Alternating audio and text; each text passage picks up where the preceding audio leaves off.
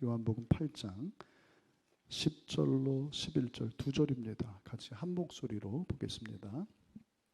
같이 읽습니다. 예수께서 일어나사 여자 외에 아무것도 없는 것을 보시고 이르시되 여자여 너를 고발하던 그들이 어디 있느냐 너를 정죄한 자가 없느냐 대답하되 주여 없나이다. 예수께서 이르시되 나도 너를 정죄하지 아니하노니 가서 다시는 죄를 범하지 말라 하시니라. 아멘. 자, 이 시간 우리 이은간 성도님 사실은 한쪽 이 신장을 떼내셨어요. 그 생각해 보세요. 얼마나 아팠겠어요. 그리고 보이진 않지만 한쪽이 이렇게 무너진 거잖아요. 근데 오늘 와서 너무 사모하시더라고요. 사모하시고 근데 오늘 이제 이렇게 얼굴 뵀는데 목사님 가뿐 아무렇지도 않다는 거야. 아무렇지도 않대. 왜 아무렇지도 않겠어요, 그죠? 다 하나님의 은혜인 줄로 믿어요. 아픈 자가 있으면 서로 기도하라 그러잖아요. 병 낫기를 위해서. 의인의 기도는 역사하는 힘이 큽니다. 서로 아픈 분들 있을 때 기도하고, 특별히 우리 이은간 성도님, 우리 여러 어르신들 아파서 오늘 또 교회도 못 나온 그런 어르신들이 있어요. 본인들 마음이 얼마나 아프겠어요. 하나님, 귀한 어른들이 육신의 연약한 가운데 더 크신 하나님을 경험할 수 있도록 믿음 주세요. 믿음이 약해지지 않고 더 큰 믿음으로 더 큰 하나님, 살아계신 하나님 경험하게 해주세요. 그렇게 기도해 주시길 바라요. 감사해요. 옆에 있는 분들에게 한 번 더 좀 느끼하게, 제가 오늘 하고 싶어서 그래요. 사랑합니다 한번 하세요. 사랑해요. 이렇게 만져주셔서 손을 잡아주고, 저도요 사랑해요. 사랑해요. 감사해요.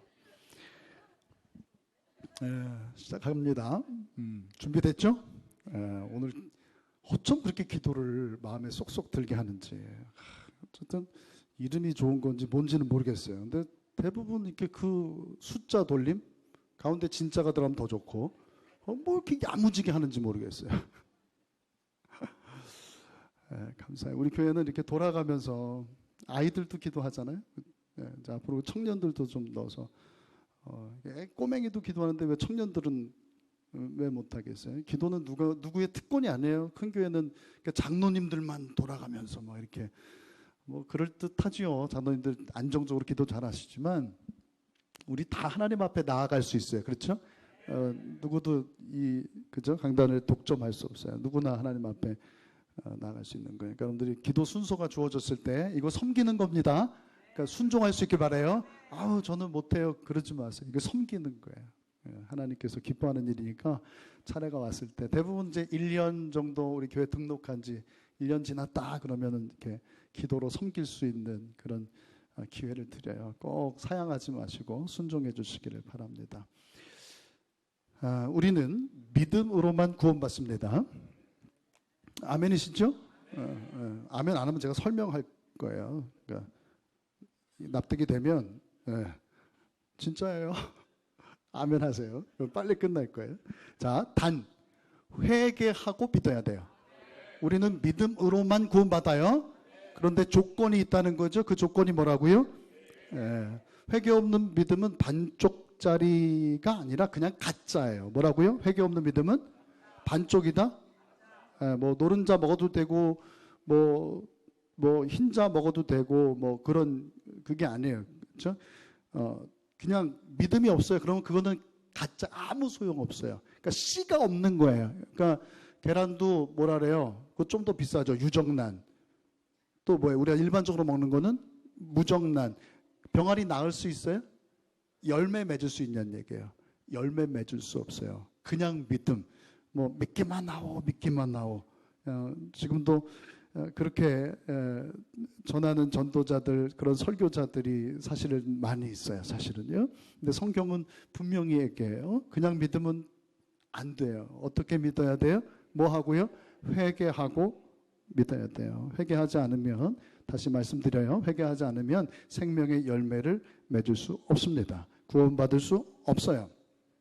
누가 성경에 어디에 그렇게 나와 있어요?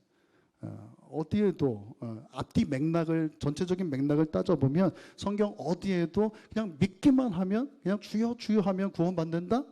예배만 열심히 출석하고 뭐 이것저것 정해진 어떤 신앙생활의 어떤 그런 매뉴얼만 지키면 어떤 선 안에만 있으면 구원받는다. 그렇게 구원을 만만하게 그렇게 이야기하지 않았고, 주님도 뭐라고 말씀하셨어요? 구원받을 사람보다 받지 못할 사람이 훨씬 많은 거죠. 우린 좁은 문으로 가야 된다니까요. 넓은 문으로 가면 다 넓은 문으로 가려고 하는 거예요. 믿기만 하는 걸로 믿음이 장땡이다 말이죠. 그렇지 않아요. 우리 주님도 말씀하셨죠. 뭐라고 말씀하셨어요? 회개하고 복음을 믿으라. 여러분, 믿음으로 구원받습니다. 근데 어떤 믿음이어야 된다고요?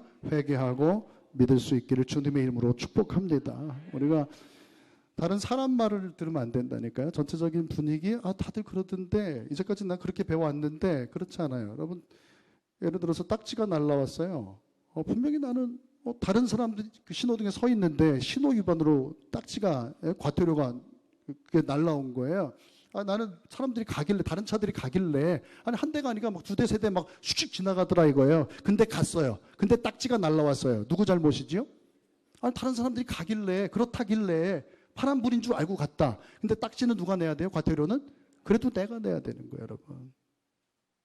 여러분, 제가 다시 한번 분명히 말씀드려요. 그냥 믿기만 하면 안 돼요. 50년, 60년, 70년, 80년, 뭐 나는 못해, 신앙자로서 몇 년 믿었다. 나는 잘 믿은 사람이다. 믿음 하나는 끝내준다. 그 어떤 믿음, 여러분 자랑하지 마세요. 그 어떤 믿음이라도 회개하지 않았다면 그 믿음은 뭐라고요? 가짜? 네, 가짜. 반쪽짜리도 아니고 뭐라 했어요? 가짜. 씨가 없는 믿음. 유정란이 아니라 뭐라고요? 네, 열매 맺을 수 있어요? 어제 수박이, 우리 어르신이 사온 수박이 씨가 없더라고요. 씨 없는 수박으로는 열매 맺을 수 있을까요? 없을까요? 뭐 그건 다른 얘기일 수 있습니다만, 여러분, 회개하지 않은 믿음으로는 구원받을 수 없습니다. 여러분, 죄의 삭은 사망입니다. 그러나 사람이 지옥에 가는 것은 그 죄 때문이 아니라 회개하지 않아서입니다. 하나님께서 예수님을 이 땅에 보내주셨어요. 근데 예수님을 이 땅에 보내주신 것은 세상을 심판하기 위해서가 아니라 예수로 말미암아 세상이 구원을 받게 하려 함이라. 맞습니까? 말씀 찾아볼까요? 요한복음 3장 17절 말씀을 같이 한번. 오늘 사실은 이게 새길 말씀, 암송할 말씀이기 때문에 그래요. 다시 한번 읽어봅시다. 같이 앞에 보고 시작. 하나님이 그 아들을 세상에 보내신 것은 세상을 심판하려 하심이 아니요 그로 말미암아 세상이 구원을 받게 하려 하심이라. 모든 사람이 죄를 범하였음에 그렇게 얘기하죠. 의인은 없나니 하나도 없다. 다 죄인이라는 거예요. 다 죄인이지만 그 누구라도 주님 앞에서 진정으로 주님 앞에 회개하면 구원받게 되는 줄로 믿습니다. 주님 앞에 회개하면 죄사함 받고 구원받는다는 거예요. 그래서 하나님은 늘 경고해요. 뭐라고 경고하십니까? 회개하라. 따라서 해볼게요. 회개하라. 돌이키라. 내게로 돌아오라. 솔로몬에게도 2번이나 성경을 열왕기에 보면 2번이나 찾아가서 경고하신 거예요. 왜냐하면 솔로몬이 처와 첩이 몇 명이라 그래요? 300, 700 더하면 몇이에요? 1000명. 이방 여인들과 물론 정략적인 뭐 이유는 많이 있겠지만 정략적인 결혼을 하고 그 아내들이 믿는 그 우상들을 위해서 신전을 지어주고 그리고 뭐 그거에서 끝난 것이 아니라 자기도 덩달아 뭐 한 거예요? 우상 숭배한 거예요. 그래서 하나님께서 2번이나 찾아가셔서 경고하셨어요. 그런데 솔로몬이 그 경고를, 하나님의 경고를 받아들였어요? 무시했어요. 회개하지 않았어요. 결국 하나님은 이스라엘을 2동강 내셨어요. 북이스라엘과 남유다로 2동강을 내셨어요. 결국 나중에는 어떻게 됩니까? 세월이 많이 흐른 다음에는 성전도 무너졌고 남유다는 어떻게 되죠? 바벨론의 포로가 멸망당했다는 얘기예요. 멸망당했다. 여러분 살기를 원하십니까? 여러분 죽지 않고, 사람은 다 죽어요. 맞습니까? 근데 한 번 죽는 것이 아니라 몇 번 죽는다고요? 2번 죽는다 그랬잖아요. 2번 죽을 수 있다고요. 여러분 2번 죽으면 뭐라 그랬어요? 죽고 또 죽는 거라 그랬죠. 끝나는 게 아니에요. 영원한 죽음, 사망, 멸망이란 말이에요. 여러분 그 죽음을 면할 수 있기를 저는 바라는 거예요. 맞죠? 여러분 그 감당할 수 없는 거예요. 여러분 그 하나님의 진노는요, 여러분들 세상에서 겪는 어떤 환난과 어떤 어려움, 다들 어렵다고 얘기하지만 하나님께서 그 2번째 사망 이후에 주어지는 그 죽음, 그 멸망은 견딜 수 없는 거예요. 여러분들이 그 사망을 당하지 않고 부활할 수 있기를 주님의 이름으로 축복합니다. 살 수 있기를 바랍니다. 그러려면 어떻게 해야 된다는 거예요? 믿어야 되는데 어떻게 믿어야 된다? 회개하고 믿어야 된다. 그러면 살 수 있다는 거예요. 그러면 회개가 무엇이냐? 반복적으로 말씀드립니다. 가던 길을 어떻게 해요? 오늘 야무진 김진수 집사가 얘기한 것처럼 돌이키는 거예요. 완전히 돌아서는 거예요. 그게 메타노에오예요. 히브리어로는 슈브라고 하는 단어를 쓰는데 가던 길을 돌이키는 거예요. 그냥 수정하는 정도가 아니라 완전히 180도로 돌이키는 거예요. 하나님 제가 죄를 지었습니다. 하나님 제가 잘못했어요가 아니라 방향을 완전히 틀어서 누구에게로 돌아가는 거예요? 하나님께로. 솔로몬에게도 하나님께서 내게 돌아오라 얘기한 거예요. 회개하라, 돌아와라, 그렇게 얘기하신 거예요. 이전의 세상 가치관과 방식을, 내가 살아오던 그런 삶의 방식을 버리는 거예요. 주님을 따르려면 철저하게 자기를 부인하고 자기 뭘 져야 돼요? 그냥 따르기만 하면 되는 것이 아니라 자기를 부인하고 자기 십자가가 있다니까요. 그 자기 십자가를 져야 됩니다. 이것은 제자도일 뿐만 아니라 구원받은 성도의 성도가 가야 될 길이라는 거예요. 여러분 제자로 살 수 있길 바랍니다. 그럼 뭐예요? 그냥 나는 예수님 제자가 되길 원해요 하고 그냥 룰루랄라 따르면 되는 것이 아니라 자기를 부인해야 된다고요. 그리고 각자에게 맡겨진 그 십자가가 있는데 그 십자가를 기쁨으로 질 수 있기를 바랍니다. 이게 제자도라는 거예요. 제자도일 뿐만 아니라 구원받은 성도들이 가야 될 길이다라고 하는 거예요. 다시 한번 회개는 뭘까요? 제가 여러 가지 말을 생각해 봤는데 이거예요. 내가 주장하던 모든 그 주권을 내가 누리고 있던 내가 행하고 있던 그런 모든 나의 삶의 인생의 주권을 누구에게 드리는 거예요? 내 인생은 나의 것인데 이제는 내 인생이 누구의 것이 되는 거예요? 하나님의 것, 주님의 것이 되는 거예요. 그 모든 그 주권을 하나님께 드리는 거예요. 그러면 그 사람은 어떻게 살게 될까요? 하나님 앞에 모든 내 삶의 주권을 드린 그 사람은 더 이상 나를 위해 살지 않고 누굴 위해 살게 되는 거예요? 주를 위해 살게 되는 거예요. 내 방식으로 살지 않고 이제 누구의 방식대로 사는 거예요? 주님의 것이니까 주님의 방식으로, 하나님의 방식으로, 하늘의 방식으로 살아가는 겁니다. 여러분 회개는요 페인팅 하듯이 엊그제 이렇게 페인팅을 했는데 뭐 도배도 제가 생각을 해봤어요. 도배하듯이 회개는요 뭔가 이렇게 덮는 거잖아요. 엄청 지저분했거든요. 물론 물 청소해서 뭐 거미줄이며 몸에 이렇게 어느 정도 이게 긁어내고 그다음 이제 페인트로 그걸 덮는 거죠. 근데 여러분 회개는 페인팅이 아니에요. 한번 따라서 해볼게요. 회개는 페인팅이 아니다. 세월이 지나면 그 페인팅도 지금 이쁘게 잘 됐지만 두 번, 세 번 그 안에 게 잘 안 가려지더라고요. 이 띠며 뭐 지저분한 것들이 몇 번을 이렇게 반복해서 발라서 저 색깔이 나온 것인데 나중에 세월이 지나면 그 페인팅도 어떻게 될까요? 제가 페인팅을 하다 보니까 전에 것도 다 페인팅이더라고요. 페인팅. 원래 색깔이 그런 게 아니라 페인팅이에요. 여러분은 멀리서 보니까 그런데 가까이 가서 이렇게 보게 되면 그 페인팅이 어떻게 돼 있는 거예요? 벗겨져 있어요. 벗겨져 있습니다. 근데 지금 요번에 이렇게 덮은 그 페인트도 나중에는 어떻게 될까요? 5년, 10년, 빠르면 뭐 2, 3년 뒤에도 그런 일이 벌어질 수 있어요. 어떻게 되는 거죠? 그거 떨어져 나가게 되는 거예요. 여러분 회개는요 죄를 덮는 것이 아니에요. 회개는요 다시 한번 회개는 페인팅이 아니다. 도배가 아니다. 그냥 울고 불고 해서 하나님 내가 잘못했어요. 죄를 졌습니다. 다시는 안 그럴게요. 해서 죄를 지우는 게 아니에요. 알았다 내가 그래 없었던 걸로 해줄게. 한 번만 봐줄게. 그래 이제 돌아가.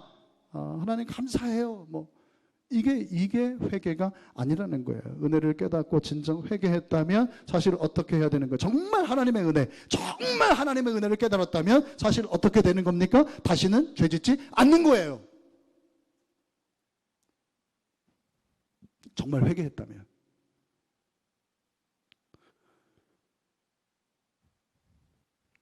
부디 저나 여러분들의 회개가 뭐 페인팅하고 도배하듯이 죄를 덮는 회개가 아니라 죄를 이기는 죄를 이기기 위한 회개가 될 수 있기를 주님의 이름으로 축복합니다. 반드시 부탁드려요. 세례 요한이 얘기했듯이 그 하나님 말씀이에요. 회개에 합당한 열매가 있길 바랍니다. 회개에 합당한 열매를 맺을 수 있길 바랍니다.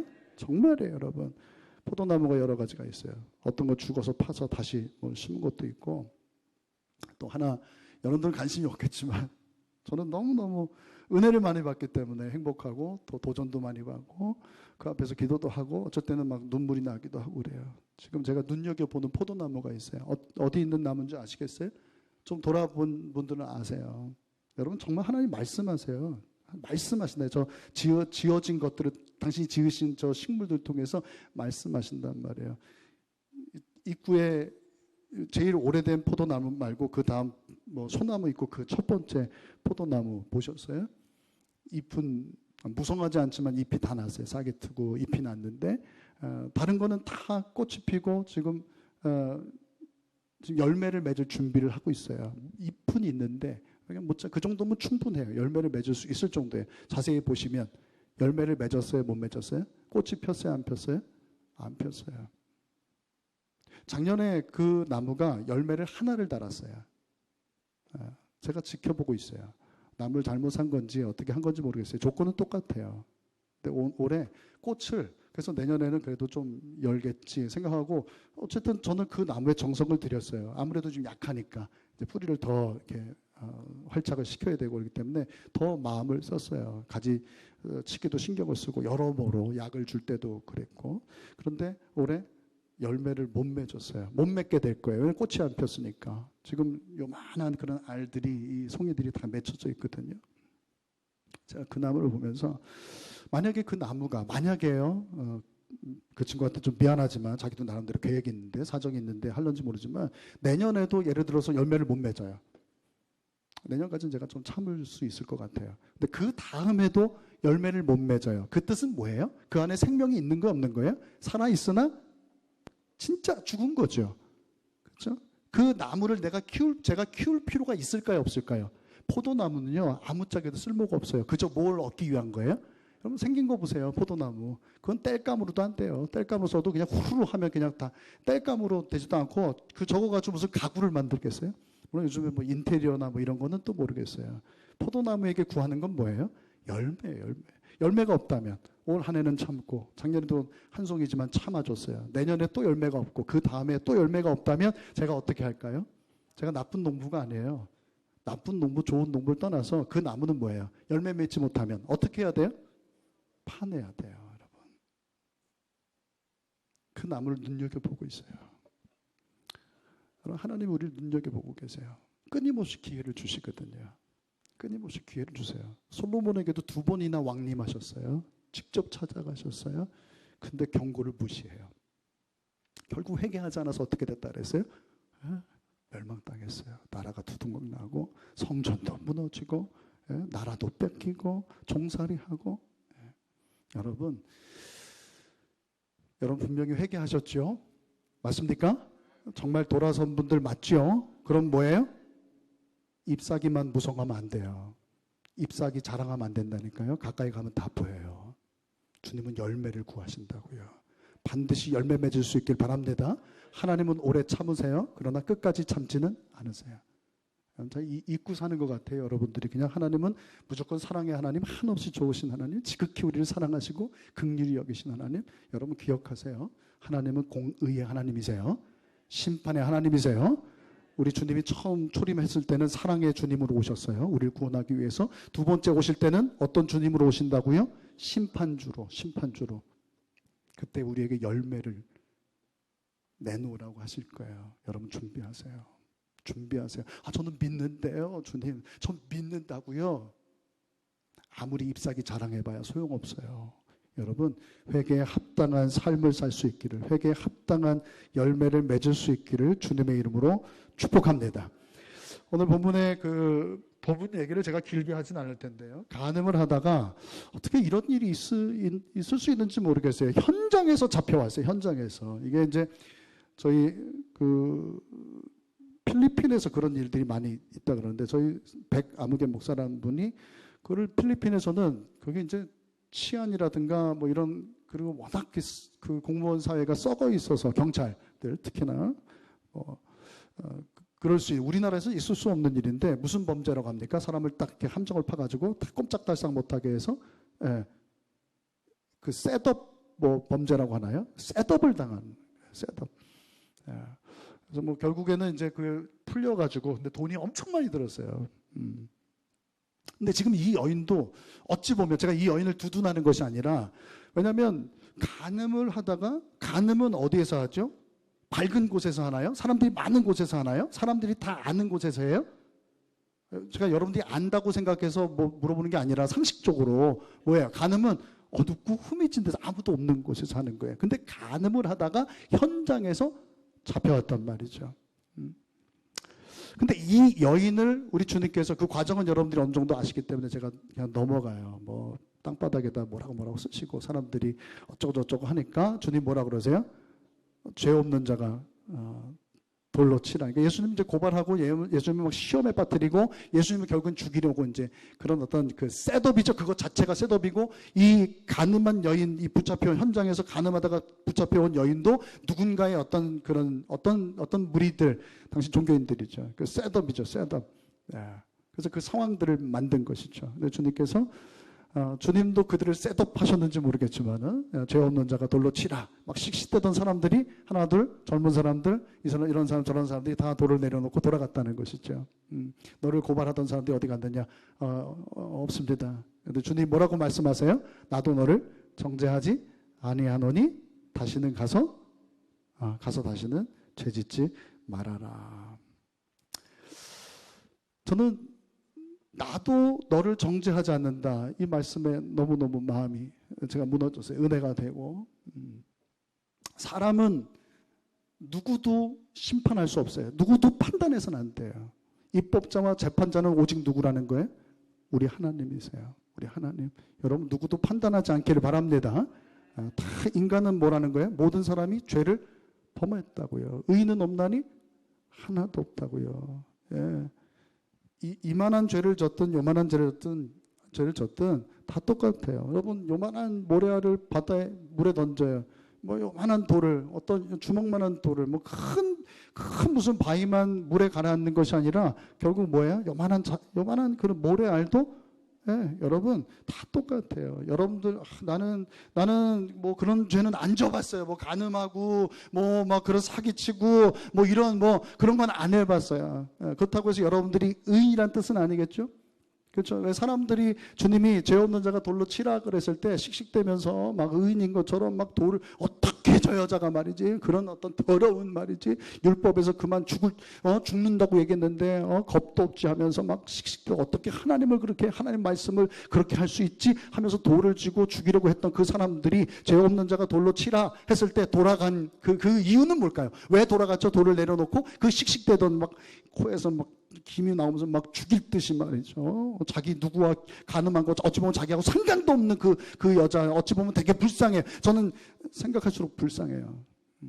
불쌍하다는 생각이 들어요. 그림들이 다 그 여인을 불쌍하게 그려서 그런지. 왜 근데 그 사람들이 그렇게 돌을 내려놓고 다 돌아갔을까요? 왜 그랬을까요? 죄가 있으니까. 그래서 어떤 그 설교자가, 저는 옛날에 들은 얘기인데, 예수님께서 2번 그렇게 땅바닥에 뭐라고 쓰시잖아요. 그래서 사람들이 봤을 거 아니에요. 이 사람, 이 여자를 어떻게 하면 좋겠습니까? 율법에는 이 사람을 돌을 쳐서 죽이라고 했는데, 예수님 당신은 어떻게 하겠습니까? 예수님 곤란하게 지금 하는 것이거든요. 곤란하게 하려고. 죽이라 그러면 원수를 사랑하라고 했는데, 죄인을 사랑하라고 했는데, 그 말이 안 되는 것이고, 만약에 죽이지 말라 그러면 뭐예요? 모세의 율법을, 하나님 말씀을 어긴 게 된, 꼼짝달싹 없는 그런 상황에 우리 주님 정말 지혜로우시죠. 얄밉나요? 네? 죄 없는 자가 돌로 치라. 그러니까 그 사람들이 돌을 놓고 간 그 까닭은, 이유는 뭐예요? 그 근본적인 것은 나도 생각해 보니까 뭐예요? 예수님이 아까 제가 말씀드렸죠. 이게 땅바닥에 뭐라고 썼는데 뭘 썼다 그런 줄 아세요? 상상력이 대단한 것 같아요. 예수님께서 그 간음한 여인은 사실은 자신을 좀 함부로 하는, 몸을 좀 함부로 하는 그런 동네에서 좀 알려진 그런 여인이었던 것 같아요. 그렇게 상상을 한 거죠. 그래서 예수님이 뭘 썼냐면 그 여인과 간음했던 사람들의 이름을 쓰기 시작했다는 거예요. 그 이름을 누가 본 거예요? 딱 예수님 쓴 거 보니까 누구 이름이세요? 내 이름이 있는 거예요. 그러니까 언제 내 이름이 나올지 모르니까 이 상황을 정리하기 위해서 돌을 내려놓고 다 도망치듯이 갔다는 거예요.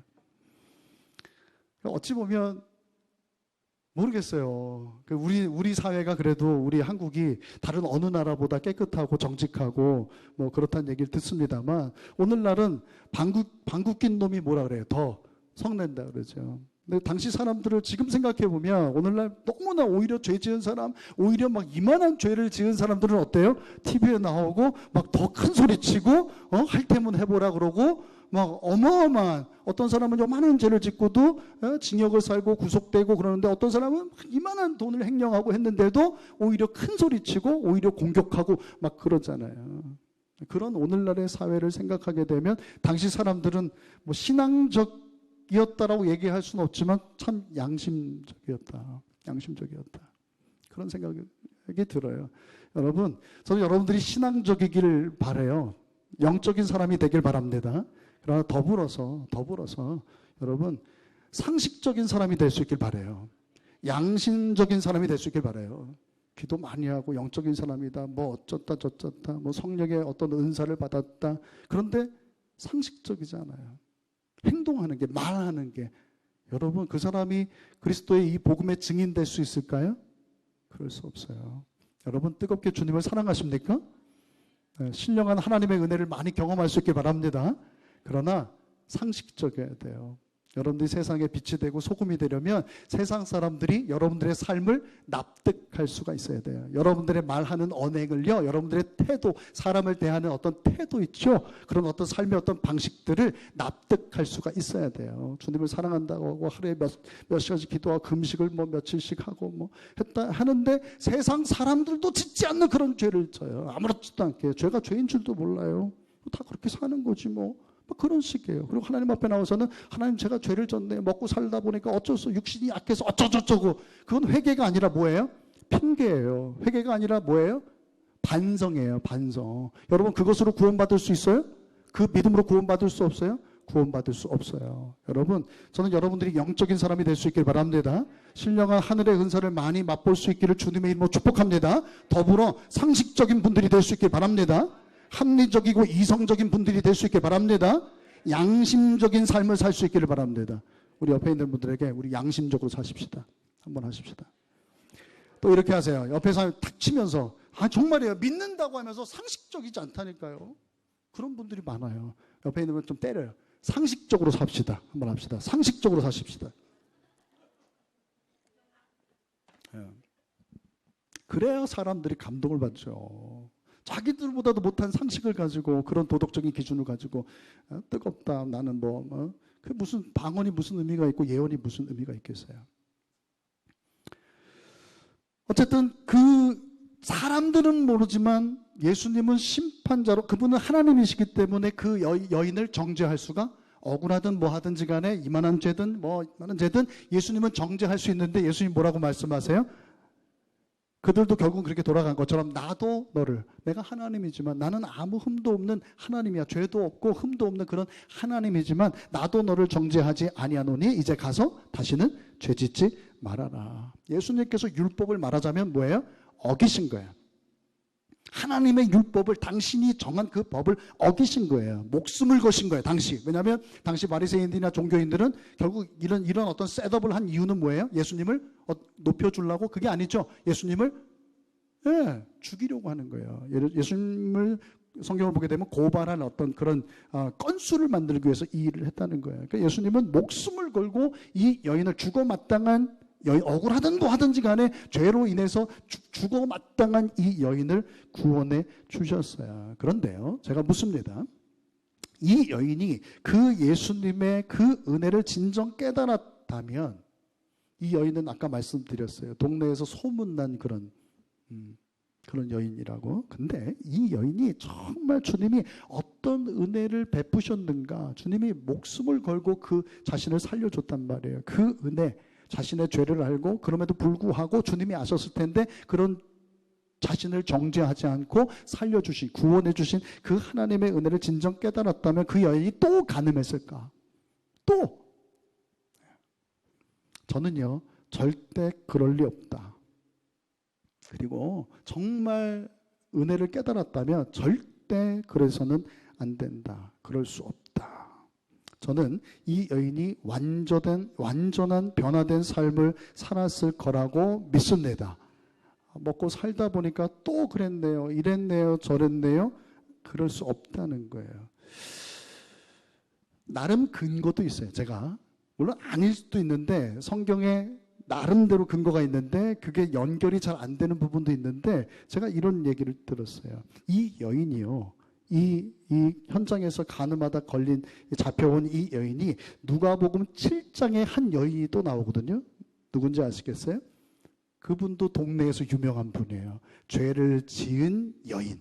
당시 죄를 지은 여인이다, 죄 많은 여인이다, 죄가 있는 여자다라고 하면 창녀를 얘기하는 거예요. 근데 그 여인이, 오늘 본문에 나오는 그 여인이, 현장에서 가늠하다 잡혀온 그 여인이 누가복음 7장에 나오는 왜 그 향유 옥합을 깨뜨려서 주님 앞에 드렸던 그 여인이라는 그런 주장을 하는 분들이 있습니다. 그렇게 생각을 하고 그 여인이 그 여인이다 생각하고 들어보세요. 이 여인은 바리새인의 집에 예수님이 오셨다는 소식을 듣고 나름 목숨을 걸고 그 집에 들어갔어요. 왜냐하면 더러운 사람이기 때문에, 게다가 바리새인, 그 까다로운 그 바리새인의 집에 간다고 하는 것은 엄청난 그런 어떤 그 고난을 감수하고 간 거예요. 그러고는 대뜸 예수님의 발을 잡고 그 위에 눈물을 뚝뚝 흘리면서 자신의 눈물로 그냥 수도꼭지가 열린 것처럼 막 눈물을 쏟는 거예요. 그리고 자기의 긴 머리 털로 예수님도 육신을 입고 계시기 때문에 어쨌든 그 발이 더러웠지 않겠어요? 그 더러운 발을 막 닦아드리는 거예요. 그리고는 거기에 그치지 않고 전 재산과 같은 값비싼 향유 옥합을 깨뜨려서 예수님의 발에 부어드렸어요. 원래는 이렇게 한 방울 한 방울 해서 이렇게 한 방울 물에 타서 그걸로 씻고 뭐 아주 귀한 것이기 때문에 전 재산을 놓은 거예요. 그 시집갈 미천이었는지 모르겠어요. 자신의 이제 남은 생에 그게 어떤 참 중요한 어떤 것이었을 거예요. 근데 그 모든 것을 내놓은 거예요. 포기한 거예요. 그 여인에게 예수님이 말씀하세요. 누가복음 7장 50절 말씀을 한번 볼게요. 이 여인에게 우리 주님께서 이렇게 말씀하십니다. 같이 한번 읽습니다. 예수께서 여자에게 이르시되 너를 구원하였으니 평안히 가라 하시니라. 뭐라고 말씀하셨다고요? 내 믿음이 너를 구원하였으니 평안히 가라. 이 믿음은 그냥 믿기만 하고 그냥 믿습니다의 믿음이 아니죠. 어떤 믿음이에요? 회개한, 돌이킨 믿음이에요. 자신의 전부, 이게 내 생명이야. 그것을 위해서 자신의 몸도 함부로 했는지 모르겠어요. 근데 살기 위해서 이게 전부예요. 어떤 사람보다 어떤 세상의 것보다 이게 내 생명이야. 근데 그 생명과 같은 향유 옥합을 깨어서 드렸던 것입니다. 그 여인의 행동을 보고 주님께서 내 믿음이, 네 회개한 후에 그 믿음이에요. 그 믿음이 너를 구원하였으니 평안히 가라 말씀하셨어요. 여러분, 회개는요 관념이 아니라 실제입니다. 회개는요 눈에 보여요. 회개했는데 아무도 몰라. 주님 만나고 회개했는데 아무도 몰라. 너도 믿는 사람이었니? 교회 다녔니? 이럴 수가 없다는 거예요. 어떤 사람이 임신을 했어요. 처음에 얼마간은 숨길 수 있지만 끝까지 숨길 수 있나요? 그 안에 생명이 있으면 절대 숨길 수 없어요. 애를 낳았어요. 그 애가 집에서 지금 자라고 있어요. 3개월이고 6개월이에요. 다른 사람들이 알 수 있어요? 모를 수 있어요? 모를 수 있어요? 모를 수가 없죠. 애가 울고 뭐 난리가 나는데, 그러지 않아도 애 입을 틀어막고 있는다 하더라도 집안이 어때요? 애 낳으면 어떻게 됩니까? 화분도 치우고 막 이런 위험한 거 다 치우고 딱 보면 애 키우는 집이구나. 또 애 키우는 그 냄새가 있잖아요. 여러분, 예수의 생명이 여러분 안에 있습니까? 그래서 정말 회개하셨어요? 여러분, 회개는요 관념이 아니라 실제예요. 그냥 눈에 보이지 않는 그게 아니에요. 여러분, 회개하면 눈에 보이게 되어 있습니다. 예수님을 만난 수가성 여인은 뭘 버렸다 그랬어요? 사마리아의 그 수가성 여인은 물동이를 버렸어요. 누가복음 19장에 나오는 세리장 삭개오는 주님을 만났죠. 주님 뭐라고 한 것도 아니에요. 부담을 준 것도 아니에요. 눈치를 준 것도 아니에요. 그런데 자기 전 재산을 어떻게 합니까? 주님을 만났어요. 은혜를 깨달았단 말이에요. 자기 전 재산을 가난한 사람들에게 나눠주고 또 토색한 거 사기치고, 세리가 하는 일이 그런 거잖아요. 게다가 세리장이에요. 그러면은 100만 원 사기쳤으면 얼마 주면 되는 거예요? 100만 원, 200만 원 이렇게 주면 되는 거잖아요. 그것도 있을 수 없는 너무도 놀라운 그런 기적과도 같은 일인데 이 세리장은 어떻게 합니까? 자기가 토색한 것을 4배나 갚겠다. 그렇게 결단하고 그렇게 했어요. 그러니까 다 버린 거예요, 여러분. 그러니까 만약에 그 전 재산이 얼마인지 모르지만 절반을 떼어서 가난한 사람들에게 내주고 또 토색한 거, 토색해서 다 번 돈이잖아요. 근데 4배로 갚았다 그러면 이 사람은 뭐야? 완전히 그냥 거지가 됐을 거예요, 거지가. 아마도 제 생각에는 여러분 당시 세리가 어떤 일 하는지 아시죠? 그 중에서도 세리장이야. 그럼 이 사람 좋은 사람일까요? 나쁜 사람일까요? 에? 나쁜 사람이죠. 당시 세리라고 하는 거 좋은 세리가 있을까요? 없을까요? 구조적으로, 정치적으로 좋은 세리가 있을 수도 없어요. 있을 수가 없어요. 그래서 제가 상상하는 거지만은 이 삭개오는 예수님 만난 후에 이 세리장의 역할을 계속 그 직업을 계속 유지했을까요? 아니면 그만뒀을까요? 제가 생각했을 때는 전 재산의 절반을 가난한 사람들에게 내주고 토색한 거 4배로 갚고 그런 어떤 결단으로 한 것을 봐서 그 사람은 세리장에서도 아마 퇴직했을 것이다. 저는 그렇게 상상해 봅니다. 여러분, 근데 우리는 어떻습니까? 사마리아 수가성 그 여인은 물동이를 버리고 또 이 삭개오는 전 재산을 버리고 정말 그 향유옥합 얼마나 그게 전부였는데 그 전부를 내어드렸던 그 여인들은요.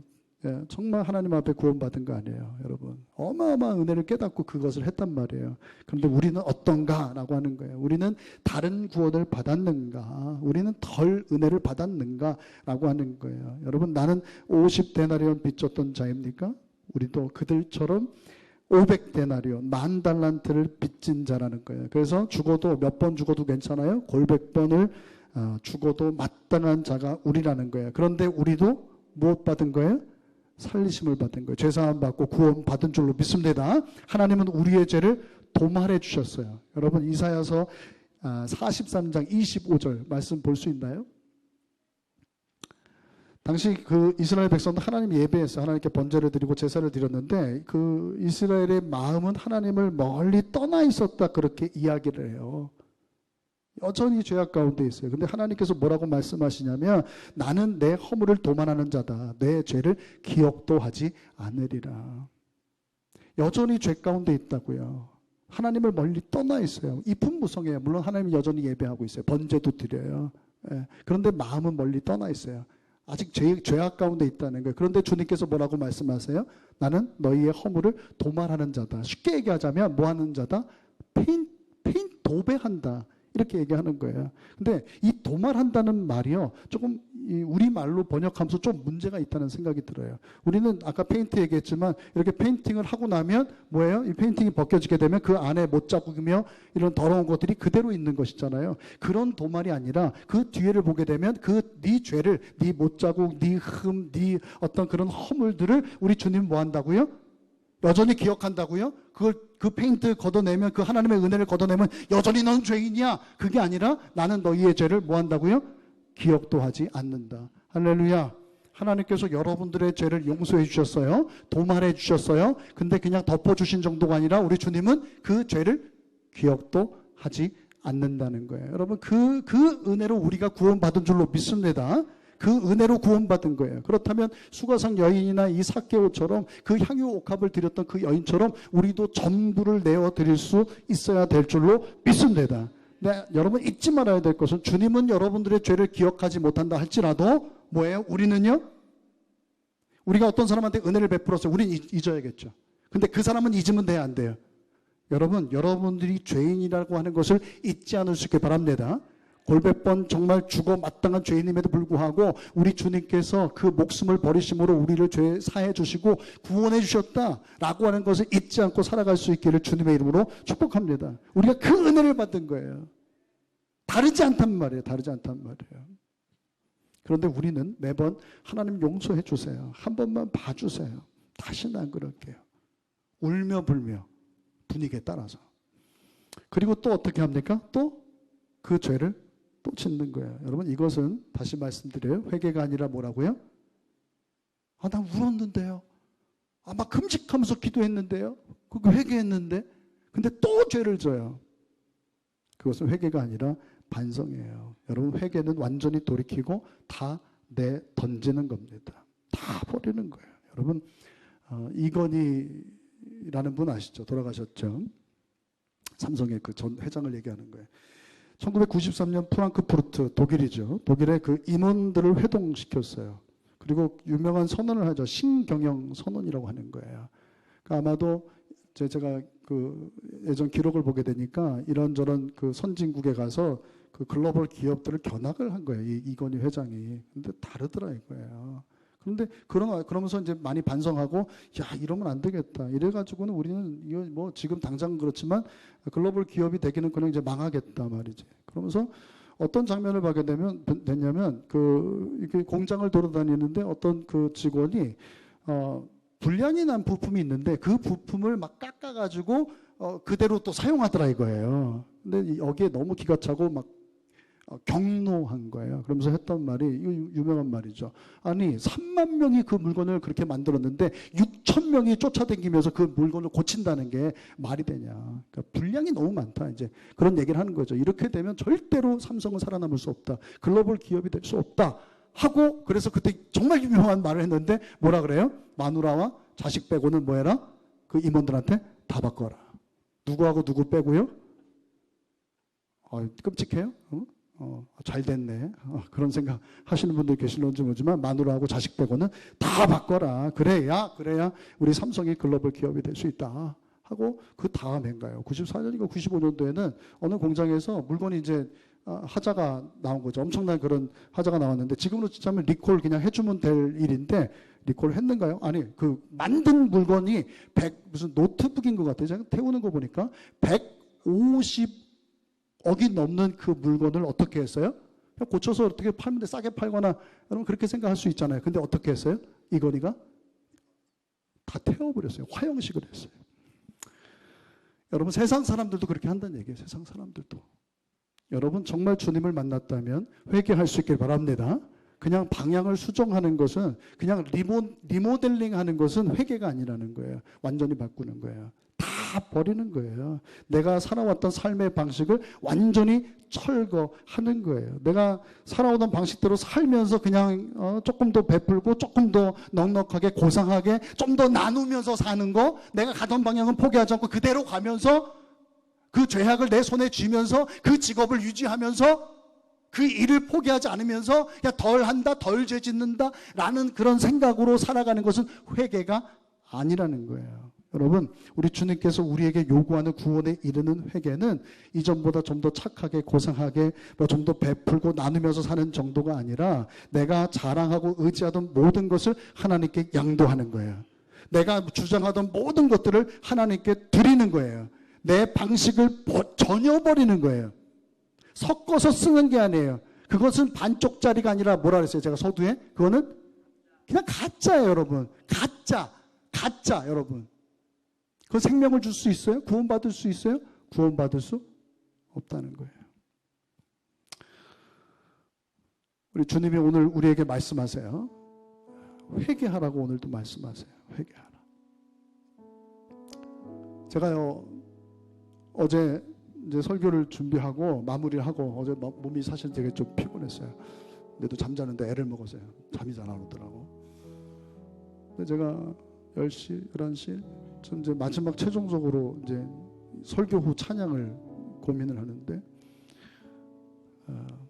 아까 우리 전도사님 했던, 제가 전도사님한테 부탁을 드렸죠. 찬양이 좀 어려우니까 좀 미리 좀 불러봤으면 좋겠다고.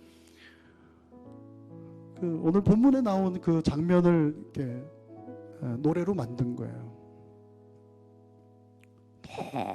너무 눈물이 나는 거예요. 제가 몸이 피곤해서 그랬는지. 저한테 개인적으로 오신 분들한테는 제가 들었던 버전을 제가 공유할게요. 참 많이 울었어요.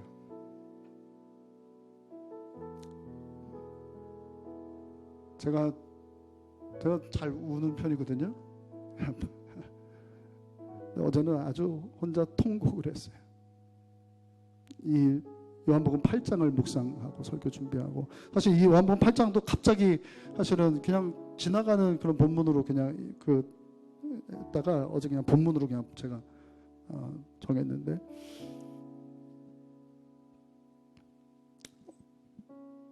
여러분들은 나는 가늠한 여인이 아니다, 뭐 그런 적이 없으니까 그렇게 생각할런지 몰라요. 그냥 나는 그냥 그 돌을 쥐고 뭣도 모르고 그랬던, 그냥 남들이 그러니까 그냥 그 중에 하나라고. 그죠? 500데나리온이 아니라 그냥 50데나리온. 그냥 죄인은 죄인이지만 나는 그냥 요만한 죄를 지은 그런 죄인이라고 저도 그랬는지 몰라요. 말은 뭐 번지르하게 했지만. 근데 어제는 제가 그 찬양을 듣는데, 네가 그 여자야. 아무개야 김지수 목사, 네가 그 가늠하다 현장에 잡혀온 그 여자야. 네가 그 죄인이야. 그 마음을 주시는데 너무 마음이 막 무너지고 감사하고, 막 그 마음이 막 너무 기쁘기도 하고, 너무 어처구니 없기도 하고, 염치 없고, 확 그냥 죽어버리고 싶고, 이런 내가 목회를 해도 되나? 이런 내가 강단에 서서? 근데 주님은, 제가 페인트하면서도 기도 많이 했어요. 하나님, 이렇게 우리 성도들의 죄, 저의 죄를 이렇게 덮어주세요. 용서해주세요.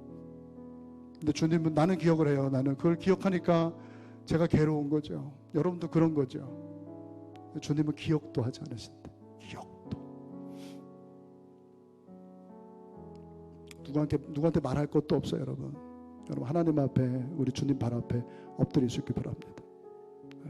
찬양 가사 중에 나의 왕관을, 제가 들었던 찬양에서는 들이라고 되었던 것 같은데, 노을이 뭐 다 똑같아요. 내 왕관, 내가 쓰고 있는 왕관.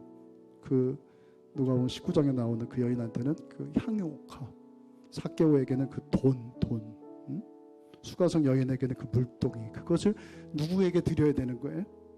어떤 분들은 자녀일 수 있어요. 여러분의 어떤, 그죠? 미래의 어떤 꿈일 수도 있어요. 그걸 누구에게 드려야 되는 거예요? 회개는 뭐예요? 그걸 드리는 거예요. 주님께 양도하는 거예요. 그게 회개예요. 정말 은혜를 깨달았다면, 저도 괴로워요. 지금 몇 주간 너무너무 괴로워요. 주님이 계속 하시는, 제가 혼자서도 그렇고, 그래서 너는 회개한 거야? 어제 우리 주님께서 저를 막 두들기시는 거예요. 여러분, 이대로 성령님께 물으시라고요. 응? 그러니까 남들 가니까 그냥 줄레줄레 따라가다가 아니면 어떡할 거냐. 하나님이 솔로몬에게 가셔서 경고하신 것처럼, 부족하지만 저도 죄인이지만 저를 통해서 경고하는 거예요. 귀담아 들으세요. 그대로 가면 안 된다고. 교회에서도, 죄송해요, 교회에서도 그 모양인데 직장에서는 어떻게 할 거예요? 안 봐도 애들 말로 비띄워요. 얼마나 행세를 할까요? 교회에서도 순종하지 못하는데, 교회에서도 사랑하지 못해요. 그냥 그게 뭐라고? 그리고 모든 걸 하나님 앞에 양도했다고, 모든 걸 포기했다고, 그거 하나 때문에 그냥 꼬챙이가 돼가지고 벌써 몇 년째예요, 그게.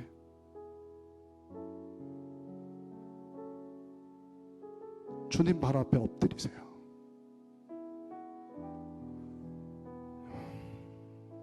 엎드리십시다. 저도 그렇게 할 테니까. 말로 하는 거 아무 소용없어요. 제가 왜 사다리 타고 저 올라, 이 거구가 어제 바람이 시원하게 됐는데, 어쩔 때는 바람이 갑자기 불면, 왜냐면 이런 딱딱한 데다가 사다리를 댄 게 아니라 뭐예요? 흙에다 댔잖아요. 그러니까 어느 쪽에 쏠리면 그 푹 들어가서 이렇게 되는 거예요. 뭐 저희가 젊으니까 우리 이영철 주사님 얼마나 주님이 사랑하지 않으면, 그러니까 몸으로 자꾸 하려고 그래. 몸으로 뭐 아는 게 없으니까 몸으로 때우려고 그러는 거 아예 상관없어요. 맞아요. 그 말도 맞아. 난 몸으로 할 거야. 설교도 몸으로 할 거야. 여기선 입으로 하더라도 진심을 담아서 할 거예요. 좀 못나게 하고 좀 거칠고 그래도 진실되게 할 거예요. 숨기지 않을 거예요. 저한테 너무 불리해요. 항상 설교자에게 불리해요. 좋은 설교는, 진짜 말씀은 공격당하기 쉽거든요.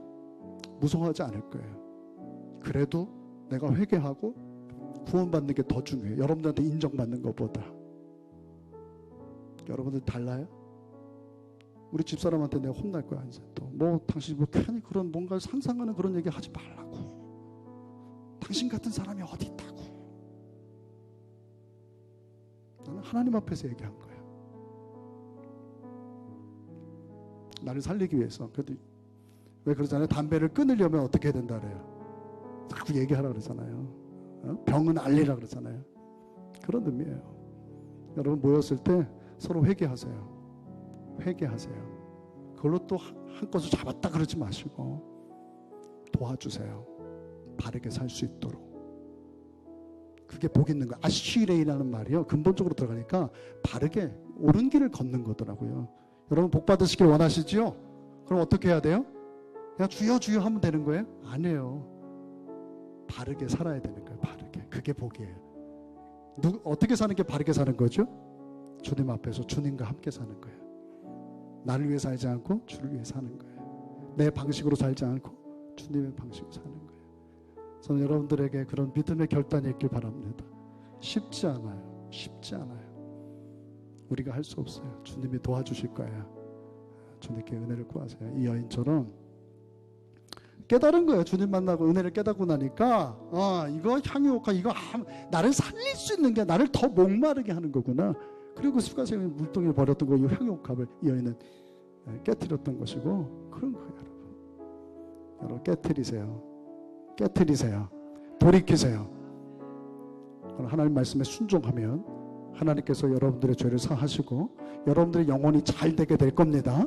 영혼이 잘 되면 저는 이거 하나 분명히 믿어요. 영혼이 잘 되면 범사가 잘 될 줄로 믿습니다. 100%는 아니에요. 힘든 일도 있을 수 있어요. 그러나 견딜만 해요. 아무리 힘든 일이 있어도 여러분 애들을 위해서 기도할 때 뭐 꽃길만 걷게 해달라고 승승장구하게 해달라고 그렇게 기도하지 않죠? 설마 그렇게 기도하세요? 어떤 어려움이 있어도 그보다 더 큰 믿음이 있으면 되는 거예요. 빚이 아무리 많아도 더 큰 재산이 있으면 되는 거예요. 맞죠? 아까 삼성 얘기했지만 삼성에 빚이 있을까요? 없을까요? 빚도 있는 거예요. 그러면서 더 많은 수익이 있으니까 아무 문제 없는 거예요. 빚이 재산이라니까요. 여러분 내게 능력 주시는 자 안에서 내가 모든 것을 할 수 있느니라. 할렐루야. 주님 앞에 다 맡기고 살아가면 주님이 다 감당할 만한 힘 주시고 여러분들을 복되게 해주실 줄로 믿습니다. 우리 회개하십시다. 이게 리모델링 아니라 적당히 수정하는 게 아니라 완전히 돌아서는 거예요. 완전히 버리는 거예요. 하나님께서 책임져 주실 줄로 믿습니다. 우리 옆에 있는 분들에게 우리 회개하십시다. 한번 하십시다. 진짜 하는 거예요. 우리 주님 발 앞에 엎드릴 수 있게 바랍니다.